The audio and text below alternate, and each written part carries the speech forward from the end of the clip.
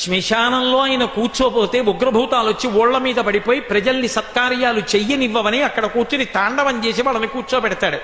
పార్వతీదేవి అడిగింది మహాభారతం అనుశాసనిక పర్వంలో, శుభ్రమైన కైలాసం ఉండగా, ఇంత ఐశ్వర్యం ఉండగా, చింతామణి గృహం ఉండగా శ్మశానంలో ఎందుకుంటున్నారని అడిగింది.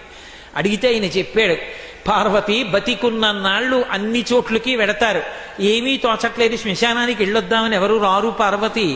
నేనంతవాణ్ణంటాడు, పొడుగ్గా ఉన్నానంటాడు, తెల్లగా ఉన్నానంటాడు, పండితుండంటాడు, పద్యాలు నాకు నోటికొచ్చంటాడు, ఉపన్యాసం చెప్పగలనంటాడు, నాకు పాటలొచ్చంటాడు, నేను నాట్యం చేస్తానంటాడు, నేను అధికారినంటాడు, నా దగ్గర డబ్బుందంటాడు, నేను పాట పాడగలనంటాడు. ఇన్ని ఉన్నాయనుకున్న వాడిలోంచి ఊపిరి బయటికి వెళ్ళిపోయిన తరువాత వాణ్ణి తీసుకెళ్లి 4 కొత్త కర్రల మీద పడుకోపెట్టి చాప చుట్టి తాడు కట్టి పైన నూలుబట్ట కప్పి తీసుకొచ్చి అన్నీ తీసేసి కర్రల మీద పడుకోపెట్టి కాల్చేస్తుంటే జీవుడు లేచి నిలబడి పుర్రె పగిలిపోయిన తరువాత కన్న కొడుకు కూడా స్నానం చేసి వెళ్ళిపోతుంటే చీకటి పడిపోయాక, అయ్య బాబోయ్ చుట్టూ ఉగ్రభూతాలు, నా వాళ్ళన్న వాళ్ళు లేరు, వీళ్ళని నమ్ముకున్నాను, ఒక్కడు లేడని ఏడుస్తుంటే నేనున్నాను రా అని చెప్పడానికి నేను కూడా లేకపోతే చచ్చిన వాడు 1000 మాటలు చచ్చిపోతాడని అక్కడ ఉన్నాను పార్వతి, నా కర్మకాల అక్కడ లేనన్నాడు.